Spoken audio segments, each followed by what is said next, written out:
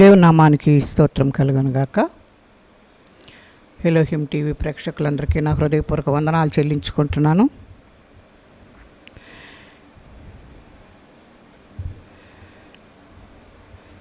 ఈరోజు పరంగీతములు 2వ అధ్యాయము 8వ వచనము మొదటి భాగాన్ని చూద్దాం. దానిలో అంశం ఏంటి అని అంటే ఆలకించుడి అనే అంశాన్ని గురించి మనం ధ్యానం చేసుకుందాం. జీవము కలిగిన మన తండ్రి అయిన ప్రేమ వర్షం మనందరిపై సమృద్ధిగా కురియునుగాక. పరంగీతం మన శ్రేష్టమైన గ్రంథాన్ని గురించి గత కొన్ని మాసముల నుండి ధ్యానం చేస్తూ ఉన్నాం. అనేకమైన ఆధ్యాత్మికంలోనూ పాఠాలను మనము నేర్చుకుంటూ ఉన్నాం. ఈ గీతం విశ్వాసఘాతకులకు భ్రష్టత్వం నుండి బాగుపరుస్తుంది. వారిని తమ ఆధ్యాత్మికమైన నిద్ర నుండి మేల్కొలుపుతూ ఉంది. దీని స్వరము ఈ దినాల్లో మనకెంతో అవసరంగా మనకు కనబడుతూ ఉంది. పరంగీతములు 2వ అధ్యాయం 8వ వచనాన్ని మనం చూస్తే, ఆలకించుడి, నా ప్రియుని స్వరము వినబడుచున్నది, ఇదిగో అతడు వచ్చుచున్నాడు, గంతులు వేయిచు, కొండల మీద నుండి ఎగసి దాటుచు, మెట్టల మీదను అతడు వచ్చుచున్నాడు అని ఈ వాక్య భాగంలో రాయబడి ఉంది. చిన్న ప్రార్థన చేసుకుందాం. పరిశుద్ధుడా, ప్రేమ కలిగిన తండ్రి, నీకు వందనాలు. ఈ దినము మీద అయినది ప్రభువా, ఈ దినము కొరకై స్తోత్రాలు. సజీవుల లెక్కలో మమ్మల్ని ఉంచారు, అందరిని బట్టి నీ స్తోత్రాలు. ఈ దినములో నీ వాక్య భాగం కొరకై నీకు వందనాలు చెల్లిస్తున్నాం. వినువారు నీ బిడ్డలై ఉన్నారు ప్రభువా. నా నోటికి బూరగా ఉండి ఏ మాటలు మాట్లాడవలనో నాయన, సమయోచితమైన జ్ఞానమును మీరు దయచేయండి. జ్ఞానమును ప్రత్యక్షత గల ఆత్మను మీరు దయచేయమని వేడుకుంటున్నాం ప్రభువా. ప్రతి కార్యము నాయన నీ నామ మహిమార్థం మాత్రమే జరుగుటకు మీరు హెచ్చింపబడాలి, మేము తగ్గించబడాలి ప్రభువా. ఈ వాక్య భాగముల ద్వారా అనేక పాఠములను మాకు నేర్పించుచున్నారు ప్రభువా. వాటిలో నాయన మేము నా తండ్రి గ్రహించి వాటి ద్వారా మేము జీవించువారుగా మమ్మల్ని సిద్ధపరచమని, సమస్త జ్ఞానమునకు మించిన మీ సమాధానమును నాయన మాకందరికీ అనుగ్రహించి నీ నామానికే మహిమ ఘనత ప్రభావములు పొందుకోమని యేసు పరిశుద్ధ నామమును అడిగి వేడుకుంటున్నాం తండ్రి, ఆమేన్. దేవుని నామానికి స్తోత్రం కలుగునుగాక. ముందుగా ఒక చిన్న పాట పాడుకున్న తర్వాత వాక్య భాగంలోనికి వెళదాం. రెక్కల కట్టుకు ఎగిరెల్లుచున్న యవ్వనవో చెలి, నీ పరుగు ఎక్కడికి, రివు రివుమని ఎగురెల్లుచున్న సీతాకోక చిలుక, నీ గమ్యమెక్కడే. రెక్కలు కట్టుకు ఎగురెల్లుచున్న యవ్వనవో చెలి, నీ పరుగు ఎక్కడికే, రివు రివుమని ఎగురెల్లుచున్న సీతాకోక చిలుక, నీ గమ్యమెక్కడే. హద్దు దాటినావే, నీ త్రోవ తప్పినావే, హద్దు దాటినావే, నీ త్రోవ తప్పినావే. ఈవేళ ఈ క్షణము, ఈవేళ ఈ క్షణము, నీ తోడు ఎవ్వరే, నీ గమ్యమెక్కడే, నీ తోడు ఎవ్వరే, నీ గమ్యమెక్కడే. రెక్కల కట్టుకు ఎగిరెల్లుచున్న యవ్వనవో చెలి, నీ పరుగు ఎక్కడికే, రివు రివుమని ఎగిరెల్లుచున్న సీతాకోక చిలుక, నీ గమ్యమెక్కడే. కన్నవారి ప్రేమను కాదంటివే, అయిన వారి ప్రేమను వద్దంటివే. కన్నవారి ప్రేమను కాదంటివే, అయిన వారి ప్రేమను వద్దంటివే. రంగుల వలలో చిక్కుకుంటివే, మరణ ఊబిలో పడిపోతివే. రంగుల వలలో చిక్కుకుంటివే, మరణ ఊబిలో పడిపోతివే. ఈవేళ ఈ క్షణము, ఈవేళ ఈ క్షణము నీ తోడు ఎవ్వరే, నీ గమ్యమెక్కడే, నీ తోడు ఎవ్వరే, నీ గమ్యమెక్కడే. రెక్కలు కట్టుకు ఎగురెళ్ళుచున్న యవ్వనవో చెలి, నీ పరుగు ఎక్కడికే. రివు రివుమని ఎగురెళ్ళుచున్న సీతాకోక చిలుక, నీ గమ్యమెక్కడే. చదువు పేరు చెప్పుకొని తిరిగితివే, అందమంటే నాదని గర్వించితివే. చదువు పేరు చెప్పుకొని తిరిగితివే, అందమంటే నాదని గర్వించితివే. సరదా కోసం పడక పంచావే, మరణ పడకలో ఇప్పుడు ఉన్నావే. సరదా కోసం పడక పంచావే, మరణ పడకలో ఇప్పుడు ఉన్నావే. ఈ వేళ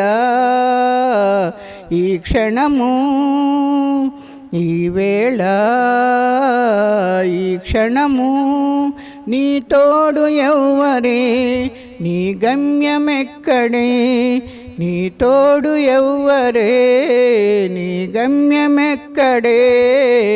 రెక్కలు కట్టుకు ఎగురెళ్ళుచున్న యవ్వనవో చెలి, నీ పరుగు ఎక్కడికే. రివు రివుమని ఎగురెళ్ళుచున్న సీతాకోక చిలుక, నీ గమ్యమెక్కడే. నువ్వెవరో తెలుసుకోరవో చెల్లి, ఎందుకు ఈ లోకంలో పుట్టావు. నువ్వెవరో తెలుసుకోరవో చెల్లి, ఎందుకు ఈ లోకంలో పుట్టావు. నీ జన్మకు కారణం తెలుసుకో, నీ సృష్టికర్త ఎవరు తెలుసుకో. నీ జన్మకు కారణం తెలుసుకో, నీ సృష్టికర్త ఎవరు తెలుసుకో. నీ యవ్వనం నీ ప్రాణం, నీ యవ్వనం నీ ప్రాణం తిరిగి రాదురా, ఇంకా తిరిగి రాదురా, తిరిగి రాదురా, ఇంకా తిరిగి రాదురా. రెక్కల కట్టుకు ఎగిరెళ్ళుచున్న యవ్వనవో చెలి, నీ పరుగు ఎక్కడికే. రివు రివుమని ఎగురెళ్ళుచున్న సీతాకోక చిలుక, నీ గమ్యమెక్కడే. హద్దు దాటినావే, నీ త్రోవ తప్పినావే, హద్దు దాటినావే, నీ త్రోవ తప్పినావే. ఈ వేళ ఈ క్షణము, ఈ వేళ ఈ క్షణము, నీ తోడు ఎవ్వరే, నీ గమ్యమెక్కడే, నీ తోడు ఎవ్వరే, నీ గమ్యమెక్కడే. రెక్కల కట్టుకు ఎగురెళ్ళుచున్న యవ్వనవో చెలి, నీ పరుగు ఎక్కడికే. రివు రివుమని ఎగురెళ్ళుచున్న సీతాకోక చిలుక, నీ గమ్యమెక్కడే, నీ గమ్యమెక్కడే. హల్లెలూయా. దేవుని నామానికి స్తోత్రం కలుగును గాక. ఇప్పుడున్న పరిస్థితులను బట్టి యవన బిడ్డలు చాలా రీతులుగా పాడైపోతూ ఉన్నారు. ఈ పాటలోని భావాన్ని గ్రహిస్తారని ఈ పాట పాడాను. దేవునికి స్తోత్రం కలుగును గాక. ఇది నా వాక్య భాగాన్ని మనము మరలా జ్ఞాపకం చేసుకుందాం. పరంగీతములు 2:8 చూద్దాం. ఆలకించుడి, నా ప్రియుని స్వరము వినబడుచున్నది. ఇదిగో అతడు వచ్చుచున్నాడు, గంతులు వేయుచు కొండల మీదను ఎగసి దాటుచు మెట్టల మీదను అతడు వచ్చుచున్నాడు అని మరి పరంగీతంలో 2:8 రాయబడి ఉన్నట్లుగా ఈ మాటలు వధువు సంఘం పలికినట్లుగా మనం చూస్తూ ఉన్నాం. ఈ వధువు సంఘము మొదట రాజు అంతఃపురములో కనిపించినట్లుగా చూస్తూ ఉన్నాం. ఆ తర్వాత విందుశాలలో కనిపించింది. ఆ తర్వాత ప్రభువు కవిగిట్లో కనిపించుకొని కనిపించింది, కానీ ఇప్పుడు ప్రభువు సహవాసము నుండి వేరైనట్లుగా మనకు కనిపిస్తూ ఉంది. అందుకు కారణం ఎవరు అని అంటే యెరూషలేము కుమార్తెలే అని మనము జ్ఞాపకం చేసుకోవాలి. అనగా నామక విశ్వాసులే. వీరిని బట్టి వధువు సంఘము అభ్యంతరములకు లోనై కొన్ని కలతలకు గురి అయి ప్రభువునకు దూరమైపోయినట్లుగా మనము చూస్తూ ఉన్నాం. ఇది ఎంతో విచారకరము. కనుక ఒకప్పుడు ప్రభు సన్నిధిని అనుభవించిన దేవుని ప్రజలు ఇప్పుడు ప్రభువుకు దూరంగా పోయారు. కనుక వధువు సంఘము ప్రభువును మరచిన ప్రభువు వధువు సంఘమును మరువలేదు అనేది మనము జ్ఞాపకం చేసుకోవాలి. ఆమెను ఉజ్జీవింప చేయుటకు ఆమె యొద్దకే వస్తున్నట్లుగా మనము చూస్తూ ఉన్నాం. ఆమెతోనే ఉండగోరుచున్నట్లుగా దేవుని యొక్క వాక్యము మనకు కనిపిస్తూ ఉంది. ఏదైనా చరిత్రను మనము జ్ఞాపకం చేసుకుంటే ఆ ఏదైనా చరిత్ర మొదలును సంఘం పైకి పరమనకు ఎత్తబడే వరకు దేవునికి మానవునికి గల సంబంధము మనము పరీక్షించినట్లయితే దేవుడు మానవుతోనే ఉండాలని కోరుచున్నట్లుగా మనకు కనబడుతుంది. అదేవిధంగా మనము చూడగలుగుతూ ఉన్నాం. ఏదేను నుండి బహిష్కరింపబడి ఆదాము ఎక్కడికి వెళ్ళినా దేవుడు కూడా అక్కడికి వెళ్ళేవాడుగా మనకు కనబడుతున్నాడు. ఆదాము హవ్వలను తన పరిశుద్ధ వనము నుండి తరిమివేసిన తన ప్రేమ హృదయముతో ఆదామును తన సంతతిని రక్షించే వరకు భూమిపై ఆ పరలోకపు తండ్రి విసుగు విరామము లేకుండా మానవుల యొద్దకు పదే పదే వచ్చి మానవులతో తిరుగుతున్నట్లుగా మనము చూస్తూ ఉన్నాం. ఆదాము పాపం చేసి ప్రక్కకు వెళ్ళిన ఆదాముతో అంటున్నాడు, ఆదామా నువ్వు ఎక్కడున్నావు అని అడుగుతున్నాడు. అయ్యా నువ్వు వచ్చినప్పుడు నేను సిగ్గుపడి చెట్లు చాటున దాక్కున్నానని చెబుతున్నాడు. అయినా ప్రేమగల తండ్రి వారిని ప్రేమించి మరలా వారిని వారి సంతానాన్ని రక్షించటానికి మరి పదే పదే ఈ లోకమునకు వచ్చినట్లుగా మనము చూస్తూ ఉన్నాం. కనుక మనము జ్ఞాపకం చేసుకోవాల్సింది ఏంటి అని అంటే ఆయన మానవుల కోసం ఎందుకు వస్తున్నాడు అనేది మనము జ్ఞాపకం చేసుకుంటే ఆయన తన రూపంలో చేసుకున్నాడు కనుక తన బిడ్డలను ఆయన వదిలిపెట్టుకోలేక మరి మన కోసం విరామము లేకుండా మరి పదే పదే మనతోనే తిరుగుతున్నట్లుగా మనము చూస్తూ ఉన్నాం. హేబేలును కయ్యూను హత్య చేసినప్పుడు హేబేలు హత్యతో ప్రభు హృదయం కూడా హత్యకు గురైనట్లుగా మనకు కనబడుతుంది. కయ్యూను యొద్దకు వచ్చి కయ్యూనును శిక్షించిన ఆ శిక్షలో తన కృపాభిక్షను ప్రకటించినట్లుగా మనము చూస్తూ ఉన్నాం. కయ్యూనుకు క్షమాభిక్ష పెట్టి ఉన్నట్లుగా చూస్తూ ఉన్నాం. యోసేపు గోతిలో పడి పడద్రోసినప్పుడు ఆదికాండము 37:24 వ్రాయబడి ఉన్నట్లుగా చూస్తూ ఉన్నాం. షడ్రకు మెషాకు అబేద్నెగో అను వారితో అగ్నిగుండములోను దానియేలుతో కలిసి సింహపు బోన్లోను తన ప్రజలైన ఇశ్రాయేలీలు ఆయనకు విరోధముగా పాపము చేసి ఐగుప్తు చెరలో ఉండగా అక్కడను బబులోను చెరలో ఉంటే అక్కడ వారితోనూ నివసించుటకు వెళ్ళి ఆ మహోన్నతుడిని మనము జ్ఞాపకం చేసుకోవాలి.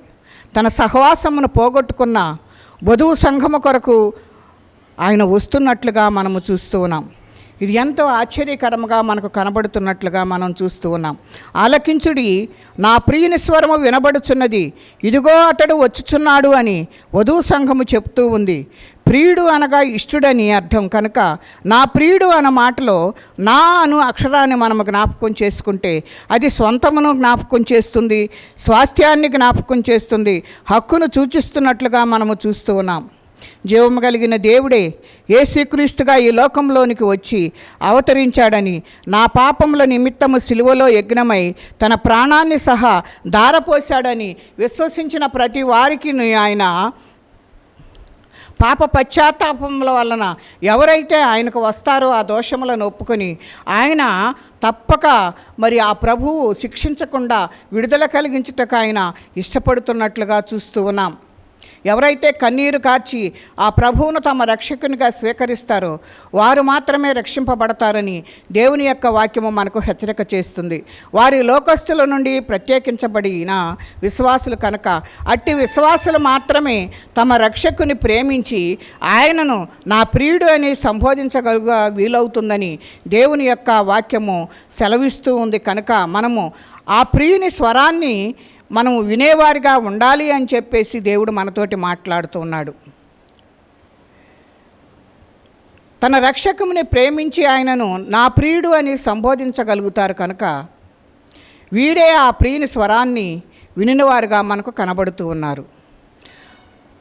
వింటమే కాకుండా ఆయన మిగిలిన వారు ఏం చేస్తున్నారంటే ఇంకా వినుచునే ఉన్నట్లుగా మనము చూస్తూ ఉన్నాం. ఆలకించుడి నా ప్రియుని స్వరము వినబడుచున్నదని ఈ తరము వారికి వారు తెలియజేస్తున్నట్లుగా చూస్తూ ఉన్నాం. ఆలకించుడి అనేవారు ఆలకించవలసిన వారు, మాట్లాడుచూ ఉన్నవారు, వచ్చుచున్నవారు మొదలగు వ్యక్తులు మనకు కనబడుచున్నట్లుగా మనము చూస్తూ ఉన్నాం. ఆలకించుడి అనుచున్న ఈ స్వరము పాత క్రొత్త నిబంధనలో ఎవరెవరు ప్రభు అయిన యేసుక్రీస్తు వారి స్వరమును ఆలకించారో వారందరికీ చెంది ఉన్నది కనుక పర్వతవాసి అయిన ఏలియాకు భూకంపమైపోయిన తరువాత మెరుపు పుట్టెను, కానీ ఆ మెరుపులో యెహోవా ప్రత్యక్షము కాలేదు. కానీ మెరుపు ఆగిపోగా మిక్కిలి నిమ్మళముగా మాటలాడు ఒక స్వరము వినబడెను. దాని విషయమై మొదటి రాజులు 19:12 వ్రాయబడినట్లుగా మనము చూస్తూ ఉన్నాం. భక్తుడైన యోబుకు అది మెల్లలైన కంఠస్వరముగా సుడిగాలిలో నుండి ప్రత్యుత్తరం ఇచ్చినని యోబు గ్రంథం 38వ అధ్యాయంలో మనము చూస్తూ ఉన్నాం. అలాగే యోబు 4:16లో నేను మెల్లలైన ఒక కంఠస్వరము వింటిని అని వ్రాయబడినట్లుగా మనము చూస్తూ ఉన్నాం. అది గంభీర స్వరముగా మనకు కనబడుతూ ఉంది. యోబు గ్రంథం 37:4లో గంభీర స్వరమని దేవుడు మనతోటి మాట్లాడుతూ ఉన్నాడు. అది ఉరుము వంటి స్వరముగా మనకు కనబడుతుంది. దావీదు మహారాజు అది గర్జన స్వరమని కీర్తనల గ్రంథం 18వ అధ్యాయం 13లో వ్రాయబడి ఉన్నట్లుగా మనం చూస్తూ ఉన్నాం. ఆయన స్వరము భూమిని కరిగించు స్వరము అని కీర్తనలో 46:6లో మనము జ్ఞాపకం చేసుకుంటున్నాం. ఆయన స్వరం బలమైన స్వరంగా మనము జ్ఞాపకం చేసుకోవాలి. ఆ బలమైన స్వరము గురించి కీర్తనలు 68:37లో వ్రాయబడి ఉన్నట్లుగా చూస్తూ ఉన్నాం. ఆయన స్వరం ప్రభావము కలది అని కీర్తనల గ్రంథం 29:7లో మనము చూస్తూ ఉన్నాం. ఆయన స్వరము ఆర్భటించు స్వరము అని ఇర్మియా గ్రంథం 25వ అధ్యాయము 30వ వచనములో రాయబడి ఉంది. ఆయన స్వరం భూరధ్వని వంటి స్వరమని ప్రకటన గ్రంథం 1:19లో 19:7లో వ్రాయబడి ఉన్నట్లుగా మనము చూస్తూ ఉన్నాం.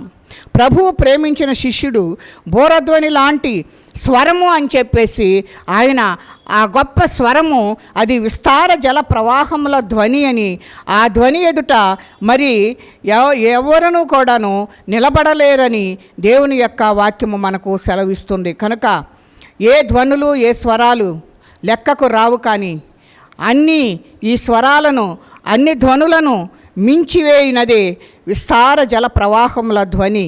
కనుక ఆయన స్వరము ప్రభావము గలది. గగన వీధులలో నక్షత్ర రాశులను చిలకరించినది ఆయన స్వర ప్రభావమే. కనుక గాలిని సముద్రమును గద్దించి నిమ్మళపరిచినది కూడా ఆ గొప్ప స్వరమే మనకు కనపడుతూ ఉంది. తలితాకుమి అని పిలిచి యాయూరు కుమార్తెను బ్రతికించినది ఆయన స్వరమే.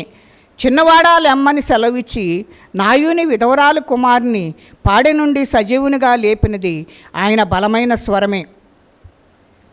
లాజరు లేచి వెలుపలికి రమ్మని పిలిచి 4 దినములు సమాధిలో ఉండిన లాజరును బ్రతికించినది ఆయన స్వర ప్రభావముగా మనకు కనబడుతుంది. ఆ స్వరమే 4 దినములు సమాధిలో ఉండినప్పటికీ కూడాను ఆయనను బ్రతికించినట్లుగా ఆయన మాట ఆ స్వరము వినబడుతూ ఉంది. ఆ స్వరము విశ్వాసఘాతకులను తమ ఆధ్యాత్మిక మొత్తు నుండి మేల్కొల్పుతున్నట్లుగా మనము చూస్తూ ఉన్నాం. మృతులను సజీవులుగా మార్చివేస్తున్నట్లుగా చూస్తూ ఉన్నాం.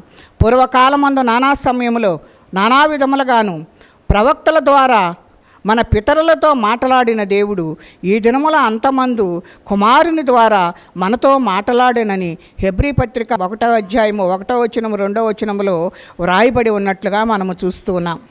మన ప్రభువు మాట్లాడుచున్నాడు కాబట్టి ఆయన సృష్టి అయిన మనము కూడా మాట్లాడగలుగుచున్నాము కనుక వెలుగు కలుగునుగాక అని ప్రథమంగా మాట్లాడిన దేవుడే ఆయన మాట సెలవీయగా మహాకాశముల సృష్టి వైచిత్ర్యము ప్రత్యక్షతలోనికి వచ్చినట్లుగా మనము చూస్తూ ఉన్నాం.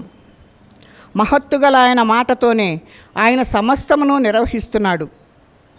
మన దేవుడు మాట్లాడు దేవుడుగా మనకు కనబడుతున్నాడు. ఆయన స్వరము వినబడి మట్టుకు మనము పరిశుద్ధ గ్రంథమును చదవవలసిన వారమై ఉన్నాము. కొన్ని పర్యాయములు పరిశుద్ధ గ్రంథాన్ని ఎన్ని పర్యాయాలు చదివినా కొన్ని విషయములు మనకు బోధపడవు. బోధకులు బోధించిన బోధపడని విషయాలు మనకు ఎన్నో బైబిల్ గ్రంథంలో ఉన్నట్లుగా మనము చూస్తూ ఉన్నాం. బోధకులకు అర్థం కాని విషయాలు ఎన్నో ఉన్నట్లుగా బైబిల్ గ్రంథంలో చూస్తూ ఉన్నాం. ఎందుకంటే బైబిల్ అంతయు ఒక గనిలాగా మనకు కనబడుతూ ఉంది. దానిలో ఎంత త్రవ్వినా వస్తాయి. అందరూ చెప్పేది ఈ వాక్యమే, కానీ ఎన్నో అర్థవంతమైన మాటలు, ఎంతో గంభీరమైన మాటలు ఈ వాక్య భాగాల్లో మనకు కనబడుతూ ఉన్నాయి. అన్నీ అందరికీ అర్థం కావు, కానీ దేవునికి సమస్తము తెలిసి ఉన్నది, తేటగా కనబడుతూ ఉంది. కనుక మనము జ్ఞాపకం చేసుకోవాల్సింది ఏంటి అనంటే, బోధకులకే అర్థం కాని విషయాలు ఎన్నో ఉన్నాయి కనుక మనము నిత్యము కూడా పరిశుద్ధ గ్రంథమును చదివేవారిగా ఉండాలని దేవుడు మనకు తెలియచేస్తున్నాడు. మనము ఆ రీతిగా అర్థం కాని విషయాలు పరిశుద్ధ గ్రంథంలో ఉన్నాయి కనుక అప్పుడు మనం ఏం చేయాలి అని అంటే, ప్రభు సన్నిధిలోనికి వెళ్ళి పట్టుదలతో ప్రార్థించాలి. తగిన జవాబు పొందు వరకు కూడా దేవుని సన్నిధిలో కనిపెట్టే వారముగా ఉండాలని దేవుడు మనతోటి మాట్లాడుతూ ఉన్నాడు.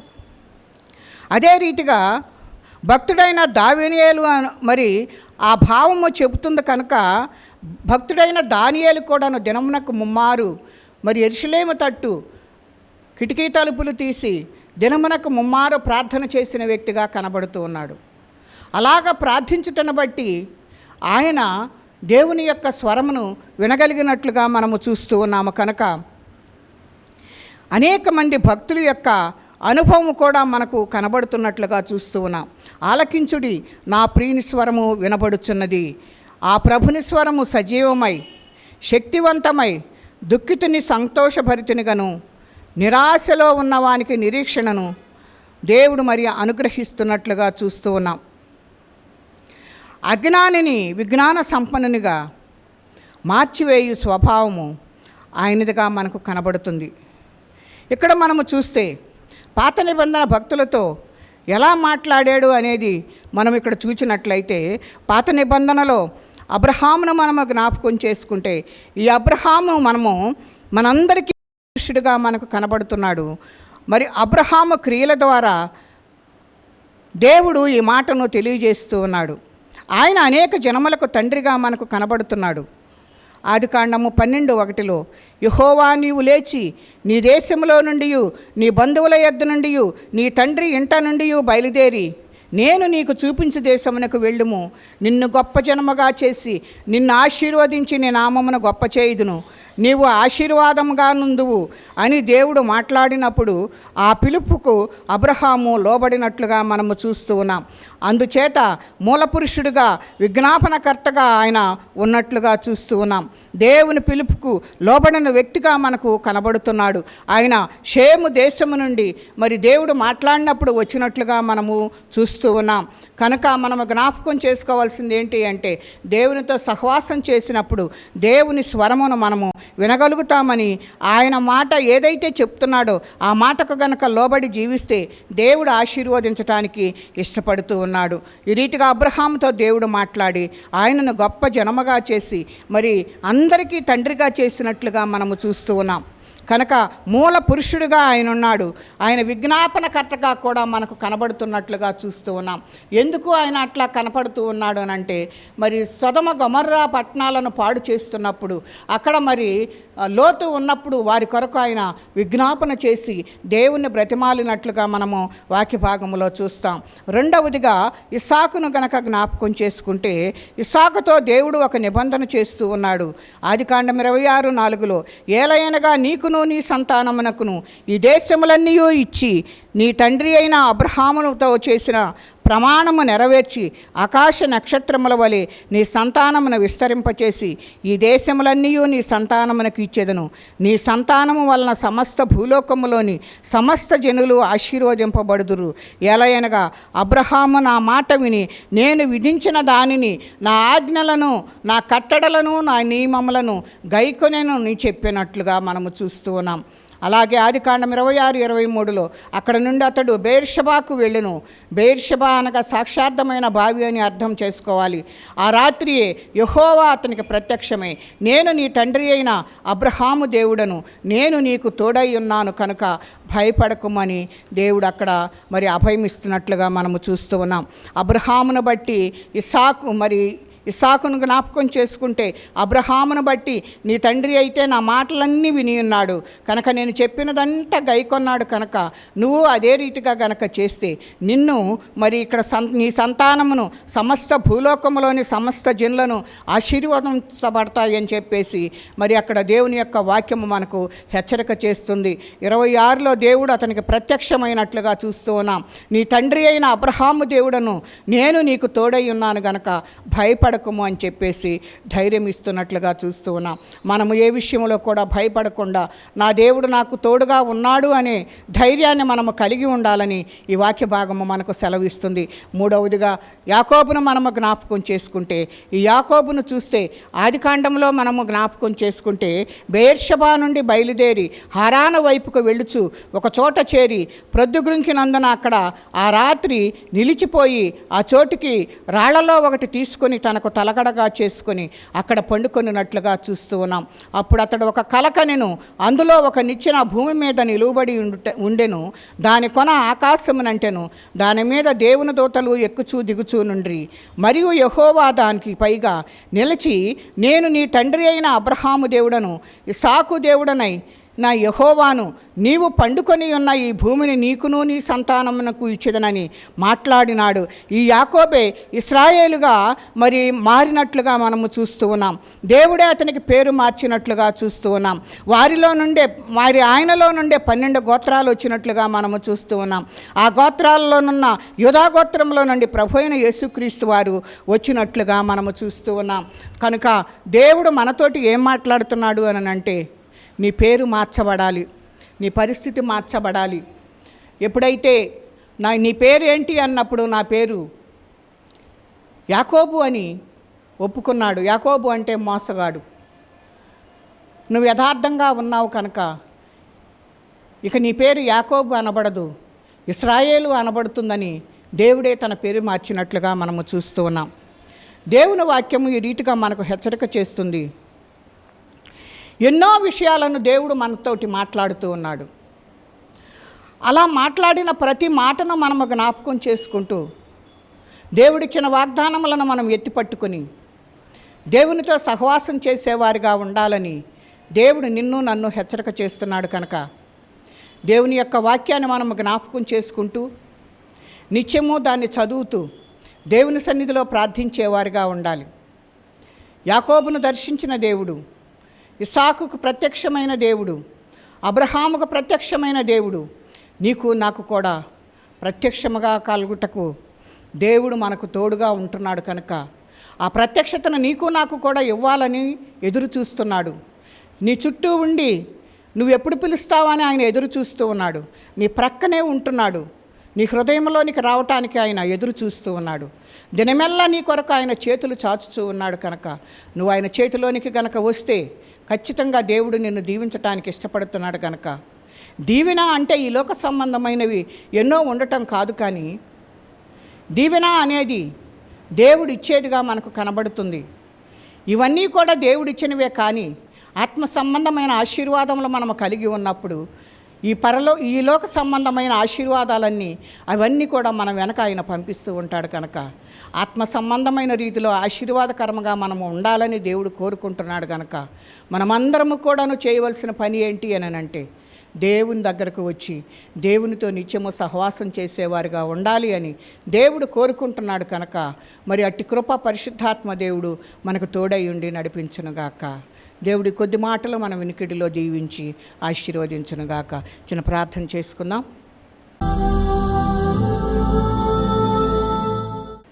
పరిశుద్ధుడా, ప్రేమ కలిగిన తండ్రి, ఎవరు నీ స్వరము వింటారో కొన్ని మాటలను నాయన మేము జ్ఞాపకం చేసుకున్నాం. అటు వాటి ద్వారా మేము బలపట్టకు కావలసిన కృపను మీరు విడుదల చేసి వాటి ద్వారా మేము జీవించుటకు,